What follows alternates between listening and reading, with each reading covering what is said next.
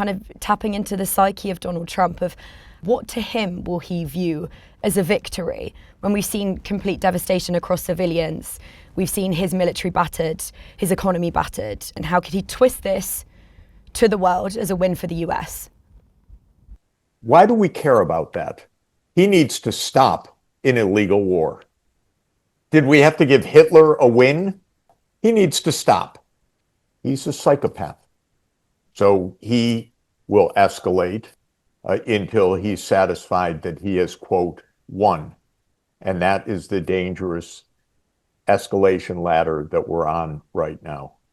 He tells another country of 100 million people, I will pick your leader. You must surrender. I will control you. You must surrender now. You must cry uncle, is what he said yesterday. The man's a psychopath. He needs to be stopped. Maybe a psychiatrist would have some good ideas about how to stop him. But from a political level, grown-up politicians need to start talking about the truth, not the bullshit, excuse me, that they're using every day. European politicians, pathetic, one after another, except for Pedro Sanchez. Everyone trying to suck up to Donald Trump. Enough. Let's tell the truth. We can't have wars like this. They have to stop. Have we seen in some way the Israelification of the American doctrine with reference to a kind of shared willingness to commit mass atrocities and war crimes? That's a good way to put it, because Israel is the rogue state here that has desired this war and encouraged this war, and is the most ruthless of all of the countries in the world right now. It comes from a completely twisted ideology that you must kill or be killed. This is the belief of the Israeli leaders. For some, it's a kind of secular belief, their reading of history. For others, it's a religious view that God has commanded them to take the land and make it exclusively Zionist. There are a lot of crazy people involved in this in Israel. Netanyahu, Ben-Gvir, Smotrich, and many, many others. You see them every day parading in their viciousness, their violence, and Israel's involved in wars across the region. So the Israelification of American policy is a very good phrase. America has its own capacity for viciousness, no doubt. It's killed a lot of people, but the brutality of this definitely has an Israeli feel to it, and even a provocation to it. I think what's interesting is from researching you and what you've said recently about the war in Iran, you've referred to BRICS as a beacon of hope against Israel and the US aggression. You've said that this war will only end if global revulsion at the US and Israel forces them to stop. Haven't we seen that, you know, with this kind of all-out violence and aggression towards the Middle East, that no one can really force the US and Israel's hand? It may be true. It may be true. I don't know whether what I'm recommending is enough, but I am recommending that the three power peers of Donald Trump, the leaders of Russia, China, and India, in unison tell him that this is not tenable, that it would lead the world to world war, that he cannot do this, that he has to stop. I don't know if it's enough. It could be. It comes also back to your psychological issue. It's not a win, but it is Trump's peers. And he doesn't want to be excluded from the big boys club. He doesn't want to be viewed as a nutcase by his peers. He craves approval. He thinks he gets it by killing other people, which is not the case.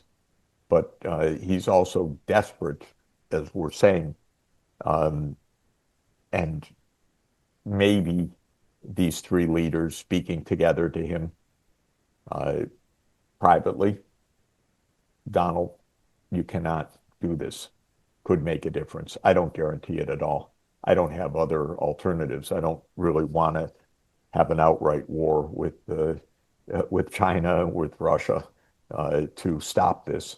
But I do want to try for political leaders in this world to speak honestly. They do not right now. They're afraid of Trump. They're afraid.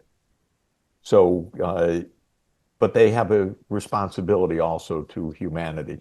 So if they're afraid, they should call their peers so that they're not alone.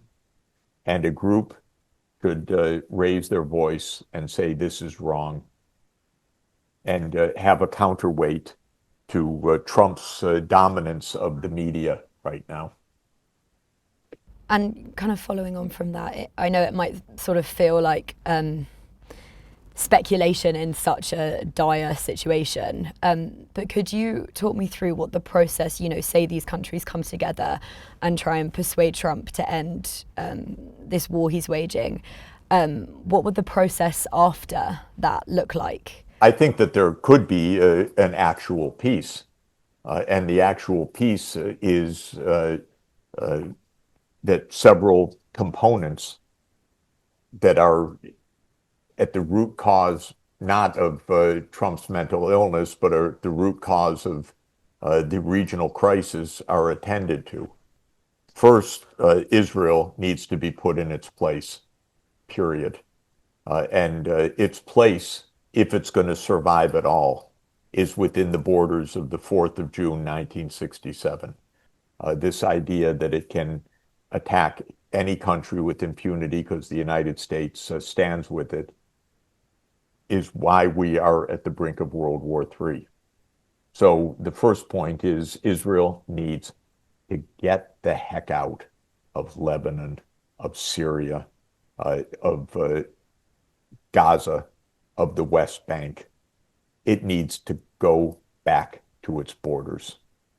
Second, these military bases on Iran's borders need to be under the sovereign control of those neighboring countries, not the United States, because twice now in the last year, Iran has been brutally attacked.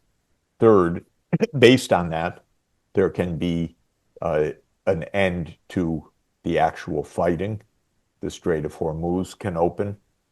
And based on the existence of a state of Palestine, where the United States drops its veto to the state of Palestine, Iran ends support for any militant groups, because that's also a basis of insecurity in the region.